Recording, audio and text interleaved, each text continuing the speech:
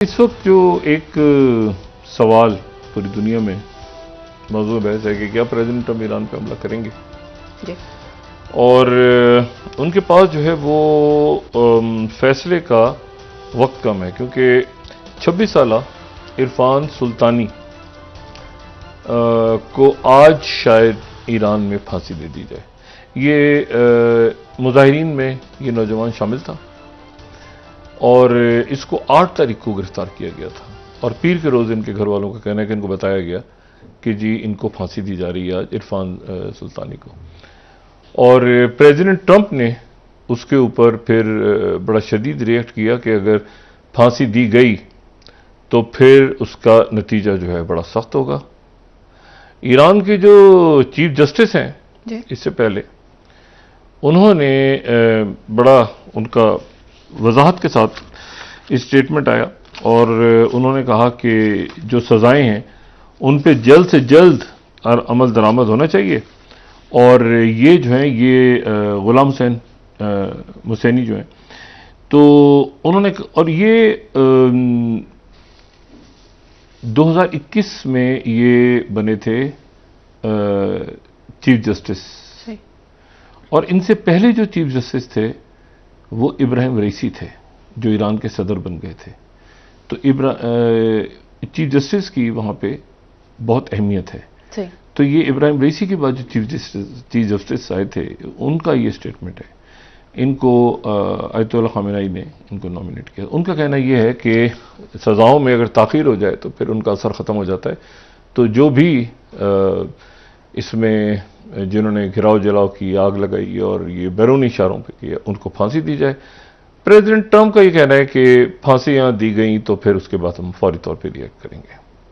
और इससे पहले उन्होंने सोशल ट्रूथ पे भी डाला था, जो को पता, उन्होंने कहा था कि ईरान के जो लोग हैं, ये जो थर्ड है, वो प्रोटेस्ट करते रहें और अपने इंस्टीट्यूशंस के ऊपर कब्जा कर लें और अपने किलर्स के और अपने अब्यूज़र्स के नाम याद रखें, उनको बड़ी कीमत देनी होगी।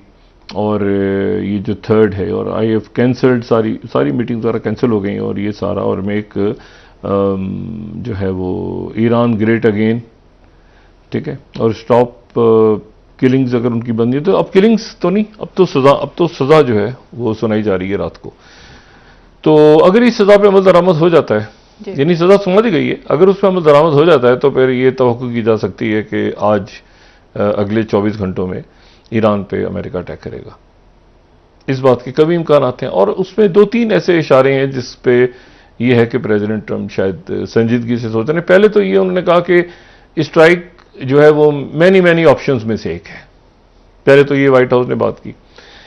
अब भी हो सकता है कि वो मैनी ऑप्शंस में से एक ऑप्शन ये हो, लेकिन यह है कि चूंकि प्रेसिडेंट ट्रंप जो है वो कर भी सकते हैं और नहीं भी कर सकते स्ट्राइक, वो दोनों तरफ जा सकते हैं मामला। अगर वो स्ट्राइक करेंगे तो 50 जो है वो जगह जो मीडिया में आ रही हैं खबरें और बात हो रही है, 50 मकामात हैं जो उन्होंने लॉक कर दिए हैं, लॉक एंड लोडेड, और वो जो है वो उनको निशाना बना सकते हैं 50 जगह, ठीक है। अच्छा, अब वो जो 50 जगह हैं उनको अगर वो निशाना बनाते हैं, उसमें तेहरान भी है, तेहरान से बाहर के भी मुख्तलिफ मकामात हैं, उसमें पासदारान के हेडक्वार्टर्स हैं, उसमें काफ़ी जगह हैं, 50 जगह उनको निशाना बना सकते हैं वो। लेकिन असल जो बात है वो ये है कि प्रेसिडेंट ट्रंप ऐसा करने क्यों जा रहे हैं? क्या इसके नतीजे में रिजीम चेंज होगा? नहीं, इसके नतीजे में रिजीम चेंज तो नहीं होगा। आयतुल्लाह खामेनी को अगर निशाना बनाते हैं तो भी क्या रिजीम चेंज हो जाएगा? तो भी नहीं होगा। उनके सदर जो हैं इब्राहिम रईसी, उनको हादसा पेश आया था या उनको शहीद किया गया था, ये आप छोड़ दें इस किस्से को, लेकिन ये जो भी हुआ था उनके साथ और उनके साथियों के साथ, अगर रिजीम चेंज हो गया था, नहीं हुआ था।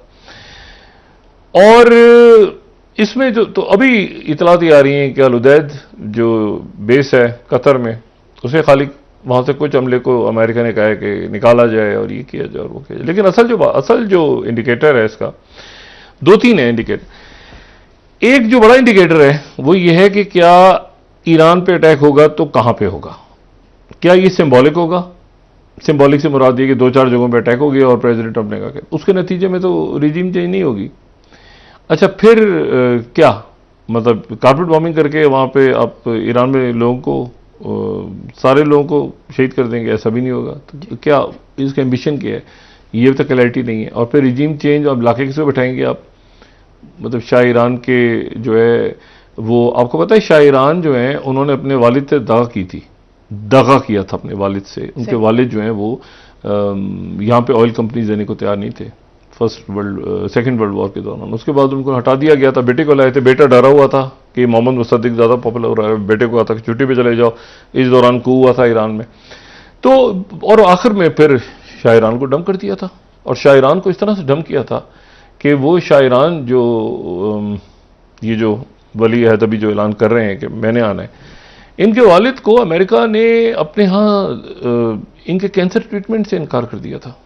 और आखिरी दिनों में ये फिर पूरी दुनिया में इनको कहीं जगह नहीं मिल रही थी कि कहाँ जाएं, और आखिर में फिर इजिप्ट के अंदर इनको जो है वो इनका इंतकाल हुआ था और वहीं इनकी तदफीन हुई। तो अमेरिका ने डंप कर दिया था, क्योंकि अमेरिका को खतरा था कि कहीं ये ऐसा ना हो कि ये किसी और नाम से दाखिल हुए थे न्यूयॉर्क के हॉस्पिटल में। तो वहाँ पर ये खबर फैल गई कि जी इनको न्यूयॉर्क में शाह ईरान, ठीक है, इनकलाब के बाद। तो अमेरिका बहुत जल्दी डंप करता है। तो ये अब सूरत हाल ये कि ये प्रेसिडेंट ट्रंप आज जो करने जा रहे हैं, तो क्या प्रेसिडेंट ट्रंप को कुछ हासिल होगा?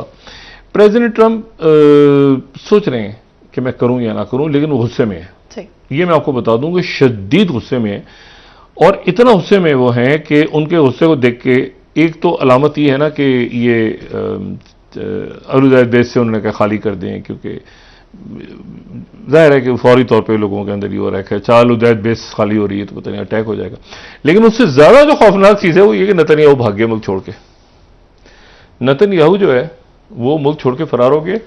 और ये अगर हम यहाँ पे ये ट्रैकर देखें उसका, तो ये जो है ये कुछ देर पहले इसका जहाज जो है ये एथेंस की तरफ गया है, यहाँ से ये फ्लाई कर गया 6 अगर हम देखें ना, तो ये इसका जो जहाज है ये फ्लाई कर गया अचानक, और ये एथेंस की तरफ निकला है, और वहां पर कहीं यूरोप में ये छोड़ गया है, इसराइल से फरार हो गया जंग शुरू होने से पहले ही।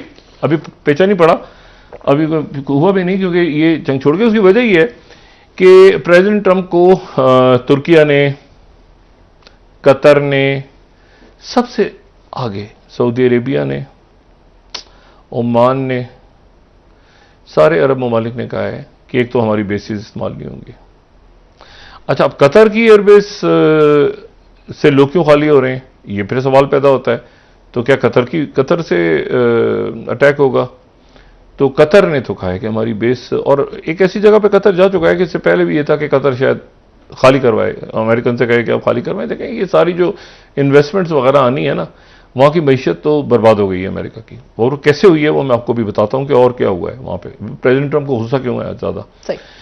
लेकिन बात ये सारी कि वो इन्वेस्टमेंट्स इतने बिलियंस की एआई के अंदर, इंफ्रास्ट्रक्चर, डेटा सेंटर, ये वो सारे, वो तो फिर बहुत अनप्रेडिक्टेबल प्रेसिडेंट है ना कि यार इनके साथ को पता है कुछ नहीं कि इनके यहाँ इनकी इन्वेस्टमेंट की तो कल को उनके ताल्लुकात खराब हुए तो उन्होंने कहा तो मेरा मुल्क है, ये तो इस मुल्क का मैं सरबरा हूँ, मैं ही सदर हूँ, मैं ही फैसले करूंगा। इस तरह नहीं होता। तो और इसको ये प्रेसिडेंट ट्रंप हमला कहां से करेंगे? अब हमला ओदिगो गार्सिया से करेंगे, या एक बहुत बड़ा एक इशू एक और भी है प्रेसिडेंट ट्रंप के साथ कि प्रेसिडेंट ट्रंप जो है वो यानी जो अमेरिकन मिलिट्री है वो डरी हुई है।